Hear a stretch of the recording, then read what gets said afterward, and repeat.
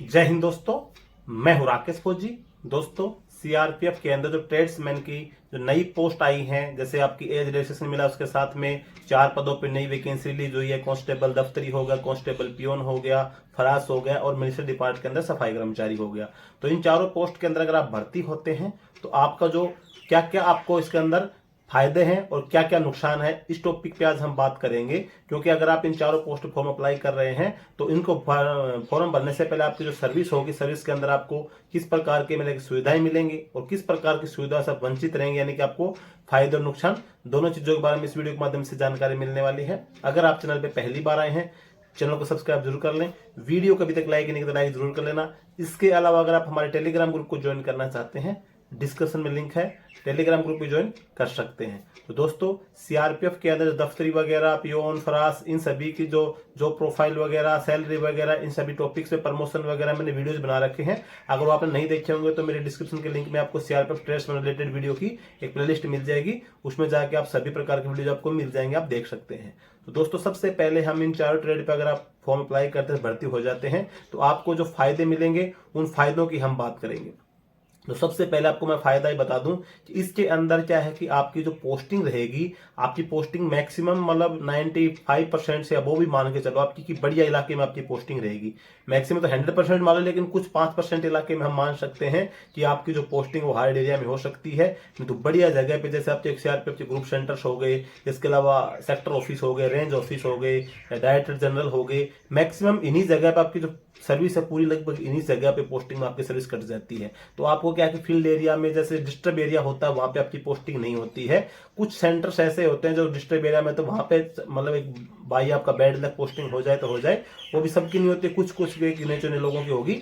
नहीं तो आप ये मान के चलो कि आपकी जो पोस्टिंग है लगभग बढ़िया इलाके में पोस्टिंग रहने वाली है। तो सबसे फायदा ये होगा। दूसरा फायदा क्या है कि आपकी फैमिली लाइफ, अगर आपकी पोस्टिंग अच्छे इलाके में होगी तो आपको फैमिली लाइफ ऑलरेडी आपकी बढ़िया रहेगी, क्योंकि आप एक अच्छे इलाके में पोस्टेड, तो आप अपने परिवार को साथ रखते, साथ ही ग्रुप सेंटर्स वगैरह के अंदर आपकी पोस्टिंग होती है। तो वहां पे लगभग सभी ग्रुप सेंटर्स के अंदर फैमिली क्वार्टर्स बने होते हैं, तो आपको सरकारी क्वार्टर मिल जाता है, आप अपने परिवार को आसानी से रख सकते हैं। और सरकार के द्वारा, जैसे गृह मंत्रालय के द्वारा, सीआरपीएफ के द्वारा जो सुविधाएं मिलती हैं, उन सुविधाओं का बखूबी फायदा उठा सकते हैं, अपने बच्चों को अच्छी शिक्षा दे सकते हैं। और आपको लगभग ये मान के चलो कि जहां भी जाएंगे आपको सरकारी क्वार्टर लगभग जगह पे मिल जाता है। जहां पे नहीं मिलता है तो आप ये जहां पे आपका कैंप होगा, कैंप के पास में आपको बाहर अपने रेंट वगैरह पे लेके रहने की सुविधा आपको मिल जाती है। तो आपकी जो फैमिली लाइफ है बढ़िया है। और आप ग्रुप सेंटर वगैरह के अंदर होते तो लगभग ग्रुप सेंटर के अंदर बढ़िया बढ़िया सुविधाएं होती हैं। अच्छे आपके छोटे बच्चे होते तो ट्यूशन वगैरह की सुविधा हो जाएगी, महिलाओं के कल्याण की भी सुविधाएं होती हैं। इसके अलावा बच्चों के लिए पार्क, खेलने कूदने की, जिम वगैरह की सुविधाएं, लगभग हर सुविधाएं आपको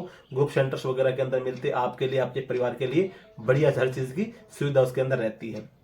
इसके अलावा अगर हम बात करें कि आपकी जो एक ऑफिशियल ड्यूटी रहती है, कि आपको जो ड्यूटी के मामले में आपको फालतू किसी प्रकार की ड्यूटी में यूज में नहीं लिया जाता है। ये सबसे बड़ा फायदा है कि आपको जो आपकी ऑफिशियल ड्यूटी है वही ड्यूटी आपको करनी है। किसी प्रकार का आपको कैंप मेंटेनेंस ड्यूटी है, कोई एडम ड्यूटी है, कहीं बाहर जाना है, ये सभी ड्यूटी नहीं होती। आपकी जो ड्यूटी होगी, चाहे आप किसी भी पोस्ट के ऊपर हैं, तो ऑफिस से रिलेटेड जो ड्यूटी होती है वही ड्यूटी आपको करनी पड़ती है। ऑफिस से अलावा जो एक्स्ट्रा ड्यूटी होती है वो आपको नहीं करनी पड़ती है। तो ये भी आपका फायदा है। एक और फायदा की अगर हम बात करें तो आपकी नाइट ड्यूटी नहीं लगती है। जैसे जीडी वगैरह से भर्ती होते हैं, कुछ ट्रेड जैसे पहले इंटर से पहले जैसे ट्रेड आ रखी, जैसे बिगुलर हो गया, माली हो गया, पेंटर हो गया, ऐसे कई पोस्ट ऐसी हैं कि जिनकी, जैसे मोची हो गया, टेलर हो गया, कारपेंटर हो गया, इन सभी ट्रेड की नाइट ड्यूटी लगती है। तो कभी जैसे मान के चलो कि 12 से 2 आ रही है, कभी 2 से 4 ड्यूटी आए, ऐसी ड्यूटी लगती है। लेकिन आप लोग जब स्टेट से भर्ती होते तो आपकी नाइट ड्यूटी भी नहीं लगती है। बेहतरीन पोस्ट है। तो ये भी आपका एक फायदा है कि आपको दिन दिन की ड्यूटी करनी है और आपको शाम को अपना पूरी रात अपने परिवार के साथ में आप देने के। दूसरी, आपकी जो ड्यूटी है वो जनरल ड्यूटी आपकी रहती है।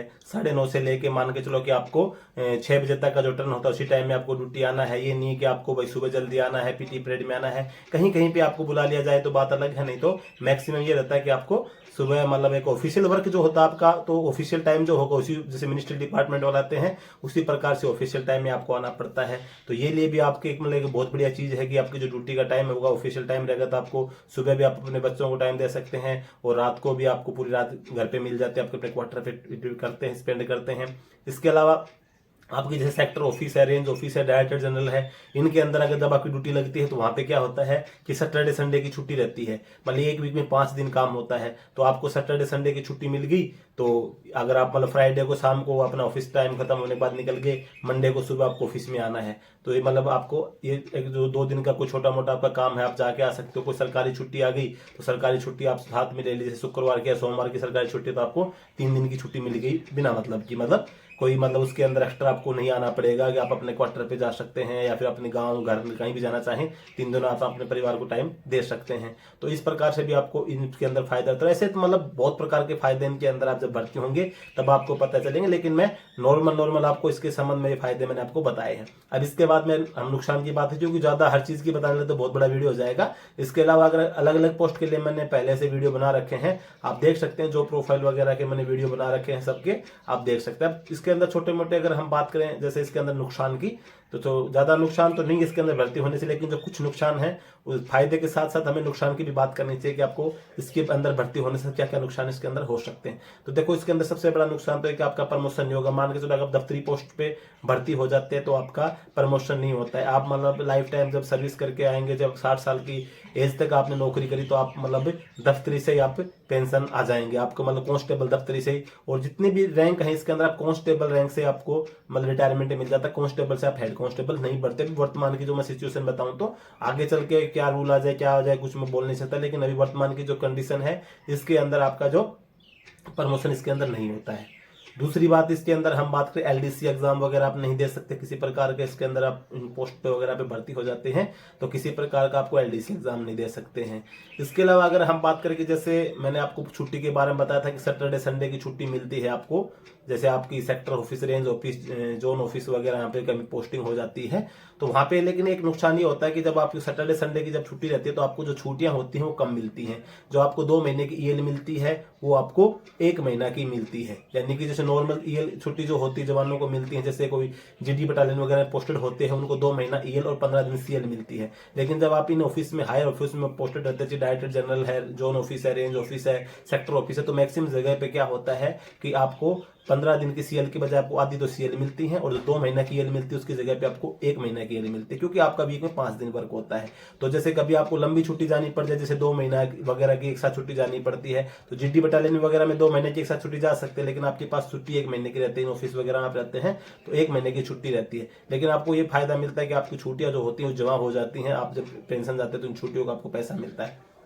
तो ये नुकसान होगा कि आपको छुट्टी जैसे 2-3 महीना की जैसे इकट्ठी 2 महीने की मैक्सिमम जमा ले लेते हैं वो आपको नहीं मिलती, छुट्टियां कम मिलती हैं। लेकिन उसका फायदा ये होता है कि आपको सैटरडे संडे 2 दिन आपका एक्स्ट्रा एक ऑफ हो जाता है, आपको उसका आपको ऑफिस वगैरह में नहीं आना पड़ता है। ये नुकसान हो गया है। इसके अलावा एक अगर हम छोटा सी और बात करें, जैसे मान के चलो आप ग्रुप सेंटर्स वगैरह के अंदर, तो कुछ ग्रुप सेंटर्स वगैरह के अंदर जो अलाउंसेज वगैरह होते हैं कम मिलते हैं, जो कि सैलरी होती है। जैसे आप मान के जो दिल्ली, मुंबई, कलकत्ता ऐसी सिटी में पोस्टेड रहते हैं तो वहाँ पे टीए वगैरह एक्स्ट्रा मिल जाता है, लेकिन कुछ सिटी ऐसी होती है जहाँ पे आपकी पोस्टिंग होती है तो वहाँ पे टीए वगैरह कम मिलता है तो आपकी सैलरी कम होती है। इसके अपोजिट जो बच्चे जैसे अभी आप शादी कर जैसे आप ज्वाइन करते आपकी शादी हो गई, या शादी कुछ बच्चे कुंवारे होंगे ज्वाइन करने के 4 साल 5 साल बाद शादी करते हैं, तो जब 4-5 साल का टर्न होता तो आपको फैमिली लाइफ फैमिली रखने का कोई है नहीं आपके पास ऑप्शन।